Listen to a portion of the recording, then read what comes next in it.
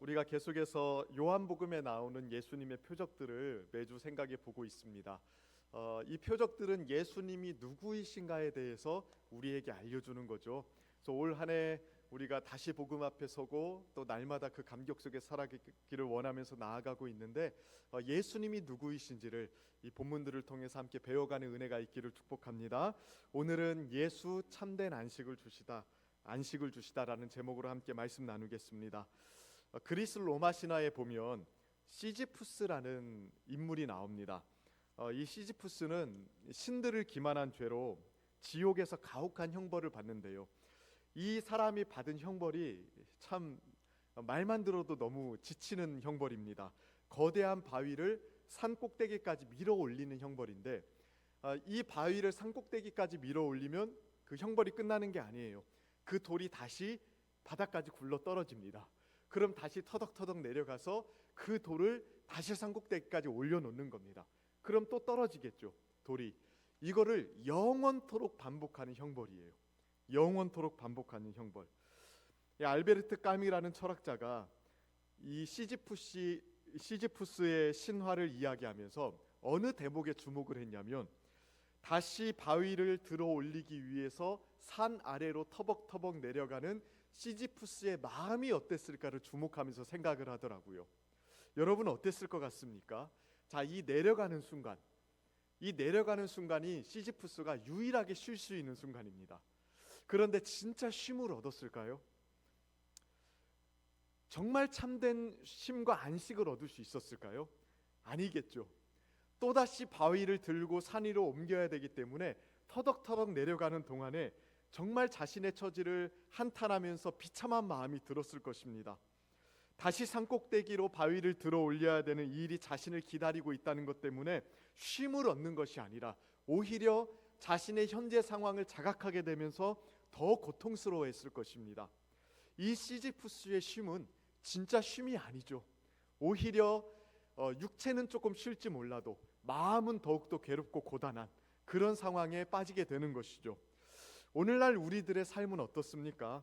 이 시지푸스의 이야기가 낯설지 않은 이유는 오늘날 사람들의 삶도 그렇기 때문에 그렇습니다. 참된 안식, 쉼, 이런 것들을 오늘날 사람들 좀처럼 누리지 못합니다. 어느 때보다도 여가가 중요해진 시대에 우리가 살고 있거든요. 사람들에게 왜 직장에 나가서 돈을 법니까? 라고 물어보면 거의 대부분의 사람들이요, 쉬기 위해서 돈을 번다고 이야기합니다. 5일 동안 돈을 벌고 이제 이틀간 토요일, 일요일 잘 쉬는 게 이 사람들의 일하는 목적입니다. 또는 평생 돈을 벌고 노후에 잘 쉬는 것, 그게 오늘날 사람들이 돈을 버는 목적이래요. 그러니까 여가와 안식을 즐기기 위해서 오늘날 사람들이 노동생활을 하거든요.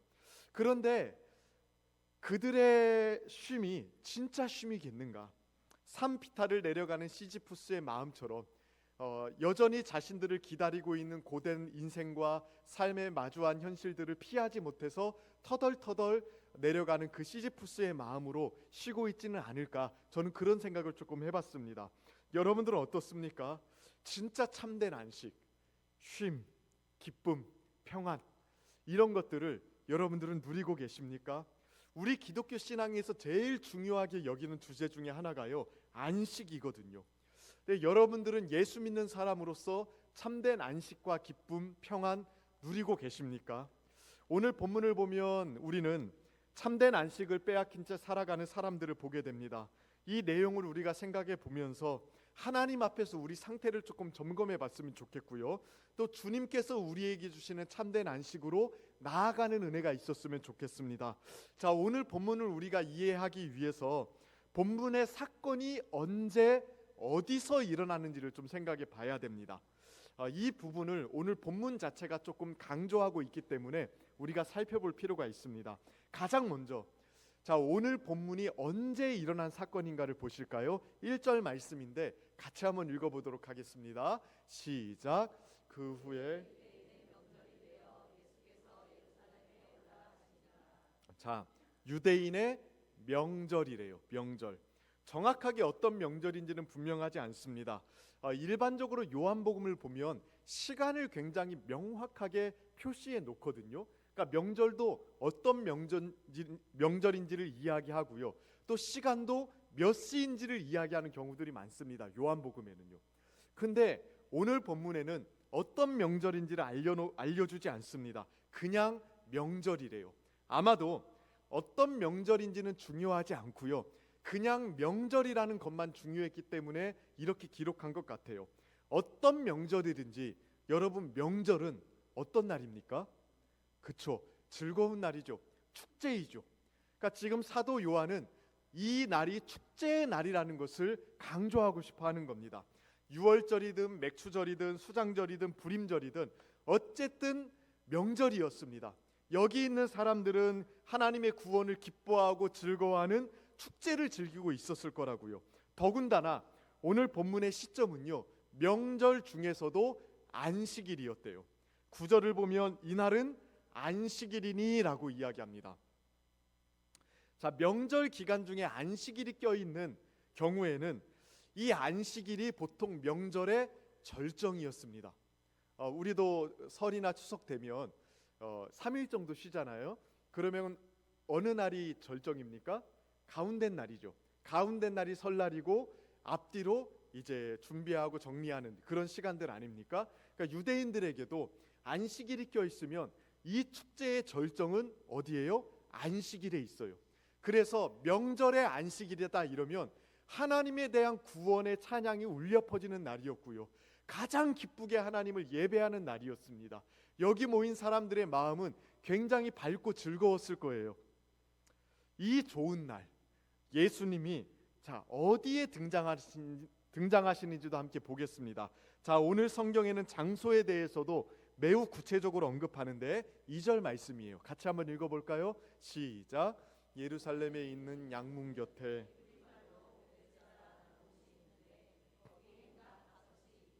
네, 양문 곁 베데스다 연못이래요.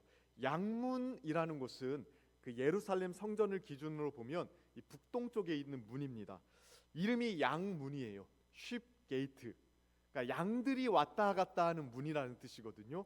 보통 성전에 제사를 드리기 위해서 제물을 가져오는 사람들이 그 문으로 양들이나 소들을 데리고 왔습니다. 그래서 그 문은 희생 제물들이 왔다 갔다 하는 문이었기 때문에 양문, 양의 문이라고 이름을 붙인 겁니다. 자, 그럼 상상을 해볼까요? 여기 양문으로 사람들이 희생 제물을 가져왔다고요.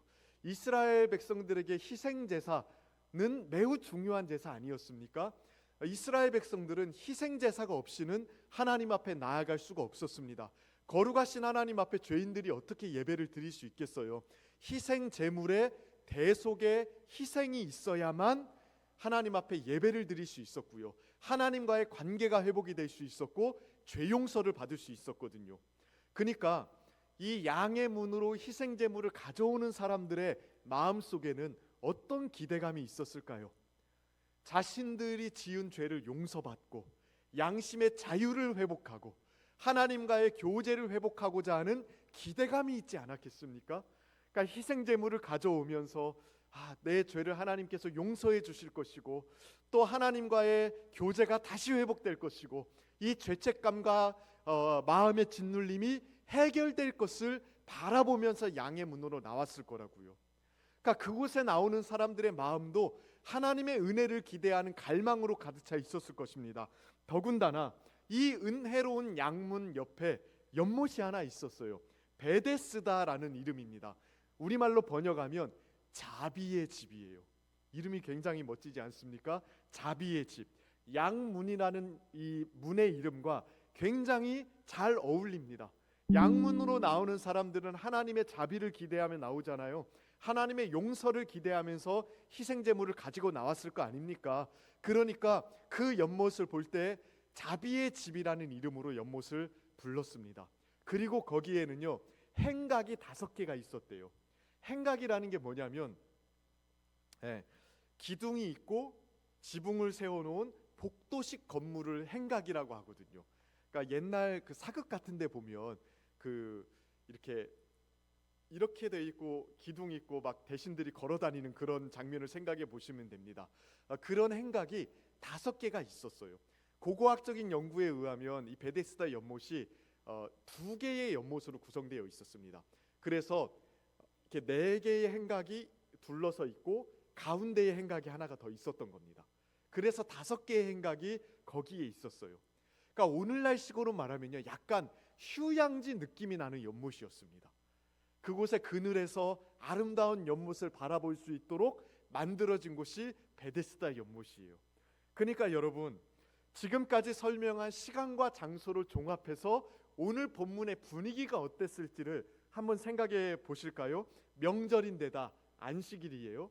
그러니까 가장 좋은 날입니다. 시간적으로, 공간적으로도 희생제물이 왔다 갔다 하는, 하나님의 용서의 은혜와 회복의 은혜를 기대하는 곳이었고요. 더군다나 아름다운 연못이 휴양지처럼 쫙 펼쳐져 있어요. 그러니까 얼마나 좋은 곳입니까? 그곳에 예수님이 등장을 하시는데, 자, 이 시공간을 채우고 있는 사람들의 모습이요, 처참합니다. 그게 오늘 본문의 강조점입니다. 오늘 본문은 시간과 공간을 굉장히 아름답게 묘사하고 있거든요. 근데 그 시간과 공간을 채우고 있는 사람들, 이 인간 군상들의 모습이 굉장히 비참합니다. 자, 3절하고 4절 말씀인데요, 같이 한번 읽어볼까요? 함께 읽겠습니다. 시작.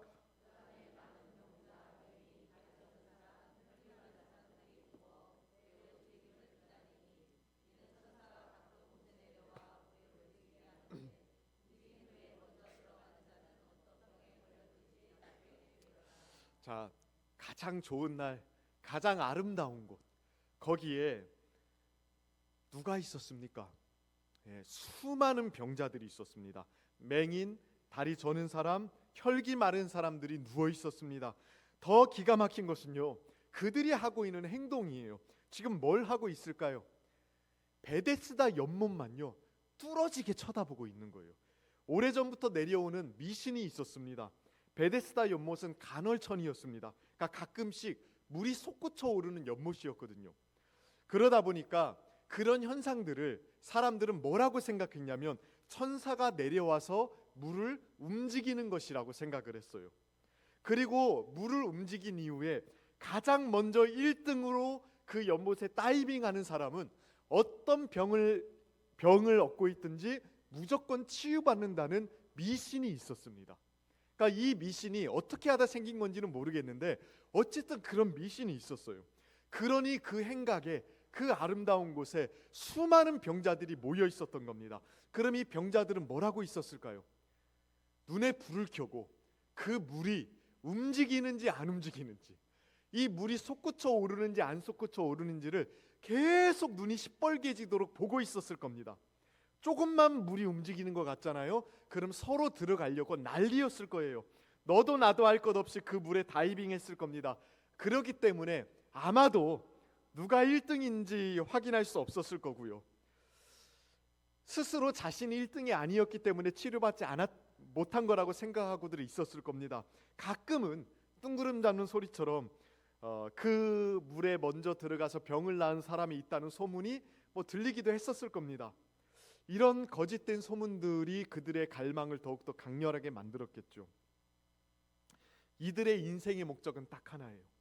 베데스다 연못에 1등으로 들어가는 것. 주변에 있는 수많은 병자들과 경쟁해서 이기는 것이 이들의 인생의 유일한 소망이었어요. 이것만이 자신의 인생을 바꿀 수 있었거든요. 그러니까 참 모순적이지 않습니까? 이름이 자비의 연못이잖아요. 자비는 경쟁에서 1등한 사람에게 주어지는 게 아닙니다. 그러지 않습니까? 자비라는 건 1등을 하지 못해도 그저 주어지는 게 자비예요. 그런데 이들은 하나님의 자비라는 것을 경쟁을 뚫고 우승해야만 얻을 수 있는 걸로 생각하고 자비의 연못 앞에 모여 있는 겁니다. 참 이상하지 않습니까? 지금 이 사람들은요, 누구보다도 무조건적인 하나님의 치유와 자비가 필요한 사람들이었어요. 질병의 이유로 이 사람들은 이미 그 사회의 낙오자들이었습니다.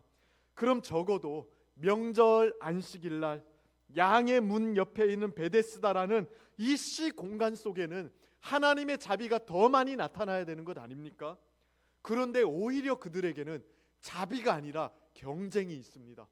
경쟁에서 1등하고 또 노력해서 쟁취해야만 얻을 수 있는 것들을 바라보면서 있다고요.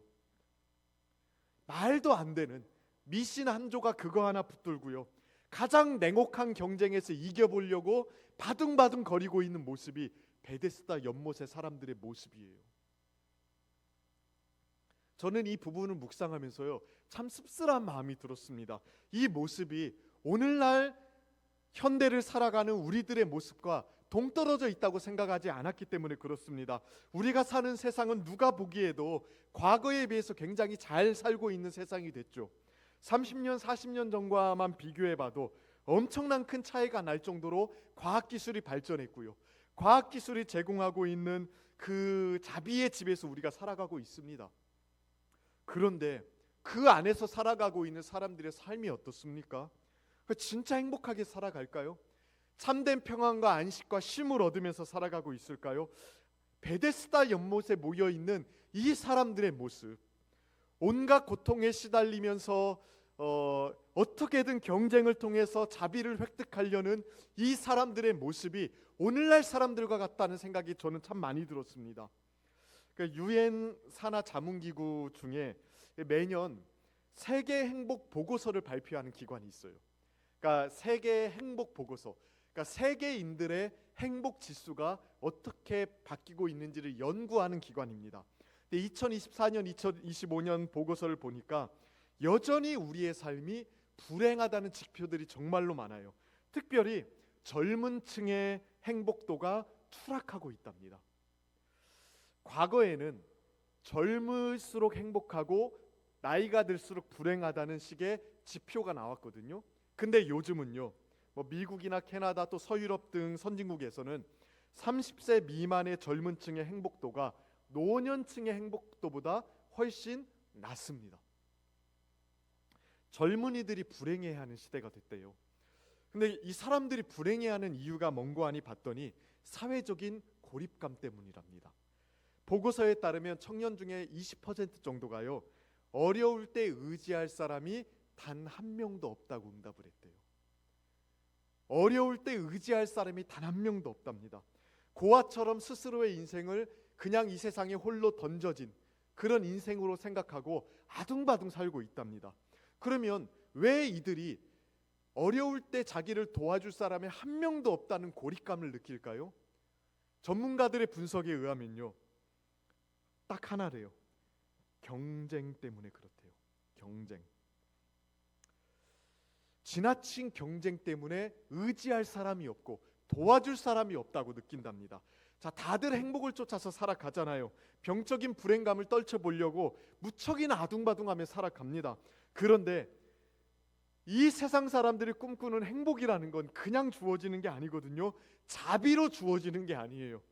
경쟁에서 이겨야만 쟁취할 수 있습니다. 승자가 되어야만 얻을 수 있는 게 행복입니다. 이 세상의 행복의 조건들을 제시하는 것들을 여러분 생각해 보십시오. 높은 연봉, 좋은 직장, 수익률 높은 투자, 미래의 안정이 보장되는 경제 구조, 거기에 따른 사회적인 명망, 이런 것들이 있어야만 사람들의 행복 지수가 높아진다고 이야기하는데, 이런 것들은 소위 경쟁에서 이긴 사람들만 쟁취할 수 있는 겁니다. 그러니 행복을 추구하는 과정에서 경쟁하면서 이미 사람들이 불행감을 느끼는 거예요. 그러니까 진짜 이상하죠. 행복해지려고 발버둥 치면서 살아가는데 행복해지려는 발버둥 속에서 이미 불행감을 느끼는 겁니다.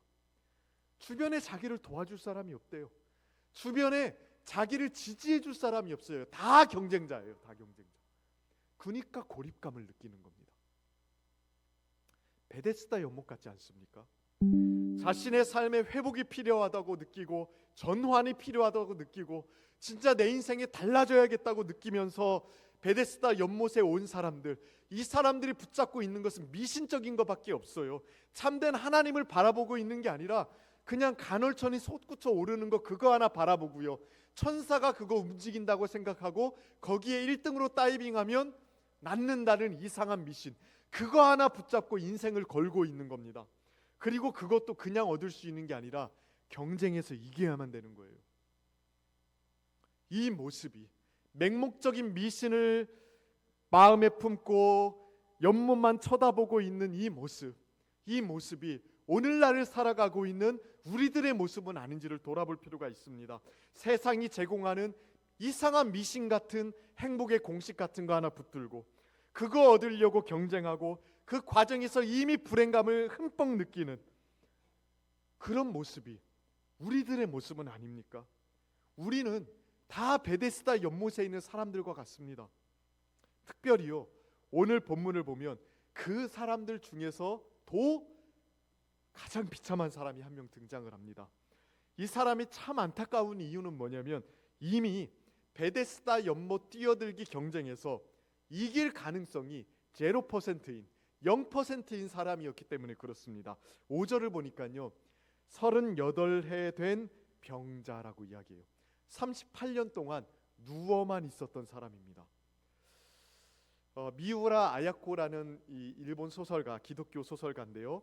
이 사람이 쓴 이 질그릇에도라는 소설을 보면 척추 결핵으로 14년 동안 누워 있었던 이 투병자의 고백이 이 소설에 담겨 있습니다. 14년 동안 병상에 누워 있다 보니까 죽는 사람이 훨씬 더 부럽더래요. 14년 동안의 투병 생활에 삶의 의지가 꺾여 버리는 겁니다. 하물며 오늘 본문에 나온 사람은 38년 된 병자거든요. 그 마음이 어땠을까요? 이미 베데스다 연못 뛰어들기 경쟁에서 이 사람은 이길 가능성이 없었습니다. 자기 힘으로는 경쟁자를 제치고 들어갈 수가 없었어요. 누워만 있었거든요. 일어설 수가 없었거든요. 그러니까 주변에 있는 사람도 아무도 이 사람을 경쟁자라고 생각하지 않았을 겁니다. 이미 낙오한 사람이었습니다. 그런데 이 사람에게 예수님이 다가가세요. 예수님이 나타나셔서 그 사람에게 말을 거십니다. 그리고 이렇게 물어보세요. 6절 말씀인데요. 같이 한번 읽어보실까요?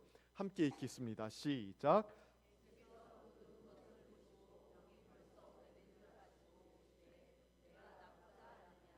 자, 뭐라고 물어보셨습니까? 네가 낫고자 하느냐? 우리는 이 질문을 조금 곱씹어 봐야 됩니다. 어떤 면에서 이 질문은 환자에게 할 수 있는 가장 좀 어이없는 질문 아닙니까? 당연히 낫고 싶어 하지 않겠습니까? 그가 베데스다 연못 뛰어들기 경쟁에서 밀려 있었음에도 매일같이 거기에 나온 이유가 뭐겠어요? 낫고 싶어서잖아요. 그러니까 네가 낫고자 하느냐라는 이 질문은 표면적으로 보면 환자에게 할 수 있는 가장 어리석은 질문이에요. 그런데 이 질문에 담긴 의도를 우리가 좀 생각해 봐야 됩니다. 자, 왜 이렇게 질문하셨을까? 예수님은 단순히 낫고자 하는 의중을 물어보신 게 아니에요. 오히려 자신에게 너를 치료할 수 있는 능력이 있다는 걸 알려주기 위해서 이 질문을 한 겁니다. 그러니까 예를 들면 이렇게 생각해 볼까요? 이런 상황인 거예요. 자녀가 핸드폰을 너무 갖고 싶어요. 그것도 179만 원짜리 아이폰 프로 맥스를 갖고 싶어 합니다. 저도 갖고 싶습니다. 그런데 아빠는 이미 그 말을 수없이 들었어요. 아이가 노래를 불렀거든요. 그런데 어느 날 아빠가 아이에게 다가가서 물어보는 거예요. 너 아이폰 프로 17 갖고 싶어? 자, 영리한 아이라면 이 말에 담긴 의미가 뭔지 알지 않겠습니까? 단순히 갖고 싶은지 안 갖고 싶은지를 물어보는 게 아닙니다. 어떤 의도일까요? 사줄까? 이거거든요. 아빠에게 지금 살 돈이 있고 너 사주고 싶은데 사줄까? 이건 물어보는 거 아닙니까? 그죠? 예수님의 질문 안에도 이게 담겨 있습니다. 단순히 병자의 의중을 물어보신 게 아닙니다. 계속해서 소망 없이 베데스다 연못만을 바라보고 있는 이 사람에게 내가 너를 낫게 할 수 있는데, 나는 너의 인생에 새로운 소망을 던져줄 수 있는데 한번 믿어볼래? 한번 고침받아 볼래? 이 제안을 하시는 겁니다. 그런데 이 사람의 반응은 뭡니까? 7절을 보십시오. 같이 한번 읽어봅시다. 시작. 병자가 대답하되 주여 물이 움직일 때에 나를 못에 넣어주는 사람이 없어 내가 가는 동안 다른 사람이 먼저 내려가나이다. 38년 된 병자의 생각은 화석화되어 있었어요. 미신에 대한 집착이 너무 굳어져 있었습니다. 예수님의 제안을 주의 깊게 듣지 않아요. 예수님께서 그에게 새로운 인생을 제안하신 거거든요. 새롭게 되고 나을 수 있는 다른 방안을 제안하신 거거든요. 그런데 계속 미신에 대한 이야기만 고집하고 있는 겁니다. 여전히 베데스다 연못에 내가 먼저 들어가야 되는데 지금 자기가 그 일을 못해서 이 모양 이 꼴이라고 한탄하고 있습니다. 그가 해야 될 것은 딱 한 가지밖에 없어요. 베데스다 경쟁을 포기하는 겁니다. 세상이 제공하는 행복의 미신, 그 연못에 뛰어들면 나을 것이라는 그 이상한 미신을 떨쳐버리고 예수를 바라보는 거 아닙니까? 지금 이 사람이 할 일은 그거 하나뿐이에요. 자기의 인생을 치료하고 회복시킬 수 있는 유일한 방안, 38년 동안 연못만 쳐다봤는데 실패했잖아요. 38년 동안 어떻게든 나아보려고 그 연못 쳐다보면서 아름다운 행각이 있는 베데스다 연못에 누워 있었는데 낫지 않았잖아요. 그러면 그거 포기하고 낫고자 하느냐라고 물어보는 예수님을 바라봐야 되거든요. 그런데 여전히 그 사람은 베데스다 연못만을 바라보고 있습니다. 믿음으로 반응하지 않습니다. 베데스다 경쟁에서 이기는 것을 내려놓고 진짜 자신의 행복, 자신의 안식, 자신의 기쁨이 예수께 달린 것이라고 믿고 바라보는 게 이 사람이 해야 될 일입니다. 실제로 예수님은 이 사람을 고쳐주셨습니다. 8절을 보시면 이렇게 이야기하거든요. 예수께서 이르시되 일어나 내 자리를 들고 걸어가라. 여기 보면 세 가지 명령어가 등장을 하거든요. 예수님이 명령형의 형식으로 말씀하신 거예요. 일어나라, 내 자리를 들어라, 걸어가라. 이 사람이 믿음으로 반응하지 않았는데 예수님이 강권적으로 명령하십니다. 그러자 어떻게 됩니까? 9절 보십시오. 그 사람이 곧 나아서 자리를 들고 걸어가니라. 예수님이 명령하신 대로 나았습니다. 자리를 들었습니다. 걸어갔습니다. 예수님의 말씀대로 이 사람이 회복되어 버립니다. 38년 동안 베데스다 연못 경쟁 시장은 이 사람 고치지 못했어요. 그러나 예수님은 단번에 이 사람을 고치셨습니다. 단번에 이 사람의 삶의 새로운 삶의 길을 열어주셨습니다. 그는 불행한 경쟁을 멈추고 드디어 안식을 얻었어요. 예수님 때문에 진짜 베데스다가 자비의 집이 되는 것을 발견했습니다. 우리에게도 동일하지 않겠습니까? 우리 인생의 참된 안식, 참된 기쁨, 이 세상 속에서 만들어지는 게 아닙니다. 이 세상이 제공하는 행복 공식은 절대 우리에게 안식을 주지 못합니다. 그거 미신입니다. 지금부터 38년 동안 노력해도 안 될 겁니다. 세상이 제공하는 행복 방식을 추구하다가는 일어서지 못할 겁니다. 우리가 해야 될 일은 뭡니까? 낫고자 하느냐는 예수님을 바라보는 것. 쓰라린 패배와 열등의식과 상처와 아픔으로 이미 불행해질 대로 불행해진 우리들, 우리가 해야 될 일은 예수님만이 우리 인생에 전환을 가져다 줄 수 있고 예수님만이 우리 인생에 참된 안식을 줄 수 있다는 것을 믿고 바라보는 것, 그거 하나밖에 없어요. 그러면 단번에 변화시켜 줄 수 있습니다. 예수님을 반짝거리는 눈으로 바라보십시오. 스펄전은 이렇게 이야기했어요. 주님은 안식을 찾아라고 말씀하지 않으시고 내가 너희를 쉬게 하리라고 말씀하셨습니다. 당신이 평화를 만드는 것이 아닙니다. 그리스도가 당신의 평화이십니다. 당신이 안식을 짜내는 것이 아닙니다. 그리스도가 안식을 선물로 주시는 것입니다. 그것은 노력이 아니라 전적인 수용을 통해서 옵니다. 예수님을 통해서 기쁨, 안식, 평안, 누림을 수용하는 것이 우리의 일이래요. 우리가 만들어내는 것이 아니랍니다. 젊은 시절에 아우구스티누스라는 사람은요, 방황하고 방탕한 삶을 살았습니다. 그런데 그가 예수님을 만나고 나서 뭐라고 고백합니까? 주여, 우리가 당신의 품 안에서 안식하기까지는 우리 마음에는 결코 평안이 없나이다. 세상 사람들은 그렇게 평안을 얻고 싶어서 온갖 발버둥을 치면서 살아가거든요. 그런데 답은 이미 정해져 있습니다. 주님 품에 있기 전까지는 평안을 얻지 못한대요. 예수를 믿고 그가 주시는 구원을 누리는 사람들은요, 이 세상이 줄 수 없는 평안과 안식을 누리게 됩니다. 베데스다 연못을 바라보는 그 눈빛을 거두고 예수를 바라보시기를 바랍니다. 직장 생활은 직장 생활대로 사명이 있고 의미가 있어요. 그런데 그것이 여러분의 인생에 쉼을 주는 게 아닙니다. 그것이 여러분의 인생에 새 삶을 가져다 주는 게 아닙니다. 예수님만 그렇게 할 수 있습니다. 그런데 주의해야 될 게 있어요. 우리가 안식을 누리지 못하게 하는데 걸림돌이 있습니다.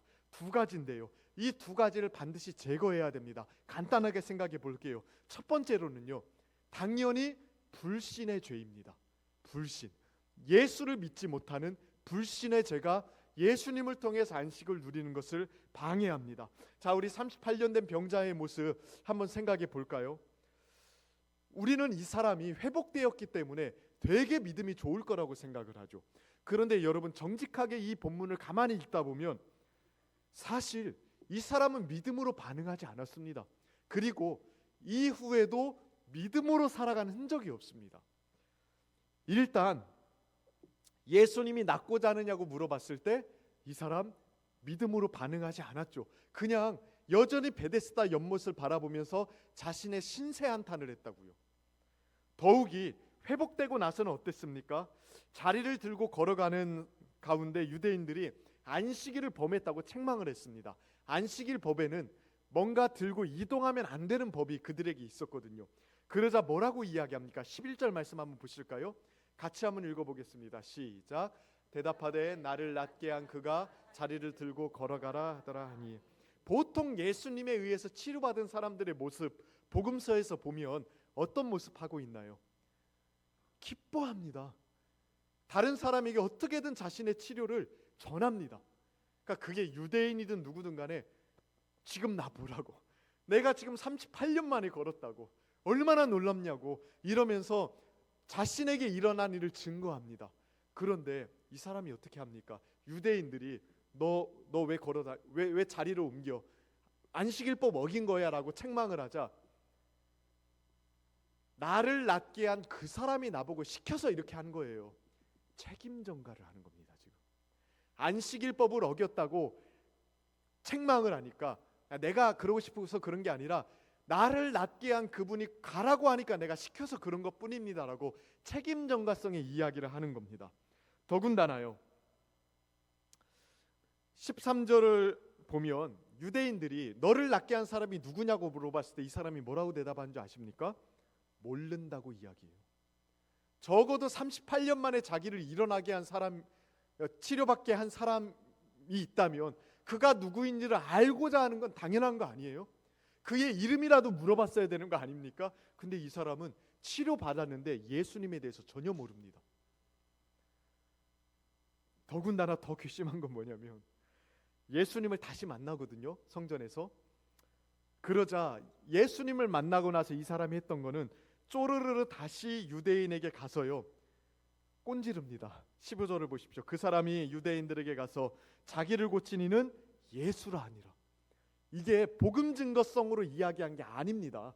이미 유대인들이 이 안식일법을 어긴 사람을 벌하려고 마음을 먹고 있었기 때문에 자기가 그 벌을 면하기 위해서 예수님을 이 사람들에게 고발한 거예요.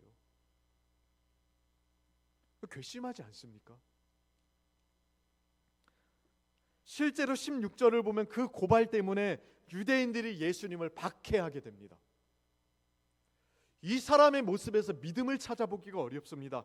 그래서 예수님이 이 사람을 성전에서 다시 만났을 때 뭐라고 이야기하셨습니까? 14절 말씀 같이 한번 읽어보겠습니다. 시작. 그 후에 예수께서 성전에서 그 사람을 만나 이르되 보라 내가 나았으니 더 심한 것이 생기지 않게 다시는 죄를 범하지 말라 하시니라. 경고하시죠. 이 사람의 상태를 걱정하세요. 다시는 죄를 범하지 말라. 더 심한 것이 생길 수 있다. 이 말이 무슨 뜻일까요?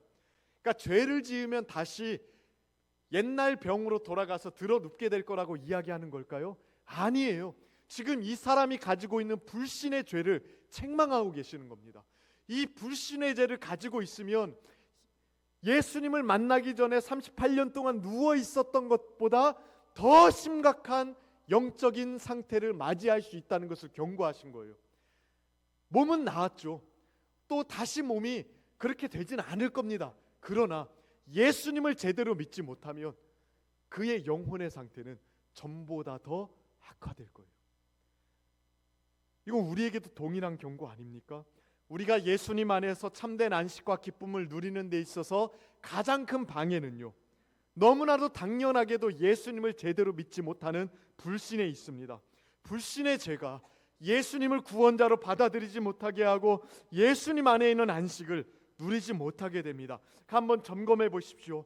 여전히 마음속에 예수님을 굳건히 붙드는 믿음이 우리 마음속에 확고히 있는지, 예수님이 주시는 것들을 수용하지 못하게 하는 불신과 연약한 믿음이 있지 않은지, 이것들을 되돌아보면서 오늘 하나님께 은혜를 구하는 은혜가 있기를 축복합니다. 두 번째 걸림돌은요, 은혜를 누리는 것보다 형식에 집착하는 태도, 이게 안식을 방해하더라고요.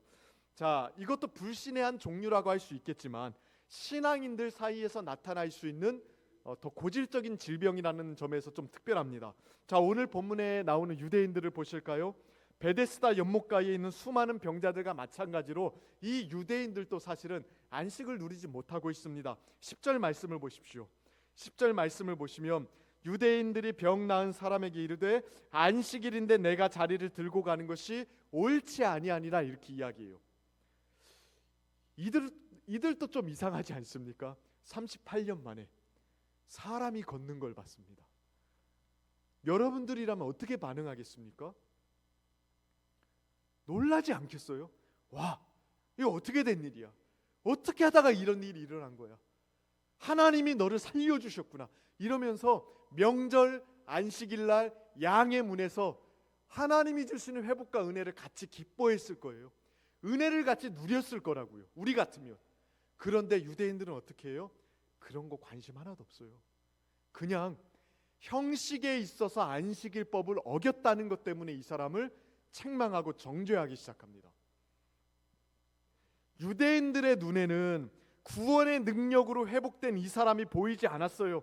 이 병자가 자기의 자리를 들고 걸어가는 그 모습에서 하나님의 구원의 은혜를 바라본 게 아니라 안식일법을 어긴, 형식을 어긴 이것만 보고 있는 겁니다. 누구보다도 이 사람들 종교적인 사람들이었거든요. 누구보다도 양의 문을 왔다 갔다 하면서 하나님의 은혜와 자비를 많이 생각했을 법한 사람들 아니겠습니까? 그런데 하나님의 구원이 지금 일어났는데 그것을 함께 누리고 기뻐하지는 못할 망정 손가락질을 하고 있어요. 이게 안식을 빼앗아가는 가장 치명적인 독입니다. 하나님의 은혜를 누리려는 태도보다도 판단하고 정죄하는 태도, 또 형식에만 치우치는 태도, 행동적인 것들만 바라보는 태도. 우리는 어떻습니까? 하나님의 구원과 은혜와 회복을 흠뻑 누리고 계십니까? 아니면 그냥 종교적인 형식들 지키는 것에만 관심이 있습니까? 여러분, 이 자리에 나올 때에 어떤 기대를 가지고 나왔습니까? 매주 지키는 주일이니까 몸이 움직여서 자연스럽게 그냥 나오셨습니까? 아니면 우리 마음속에 하나님의 은혜와 긍휼과 도우심과 회복과 구원을 누리고자 하는 갈망을 가지고 나오셨습니까? 주일날, 안식일, 교회 아닙니까? 이 시공간 속에서 반드시 일어나야 되는 일은 하나님의 구원의 역사를 누리는 일입니다. 단순히 행동적인 것을, 또 규율적인 것을 지켜내는 것이 우리의 목적이 아닙니다. 은혜를 누리는 거예요. 구원을 누리는 거예요. 이 구원의 복이 우리 재상의 성도님들 날마다 예배의 자리에 올 때마다 열리게 되는 은혜가 있기를 주님의 이름으로 축원하고 축복합니다. 우리 함께 같이 기도하겠습니다.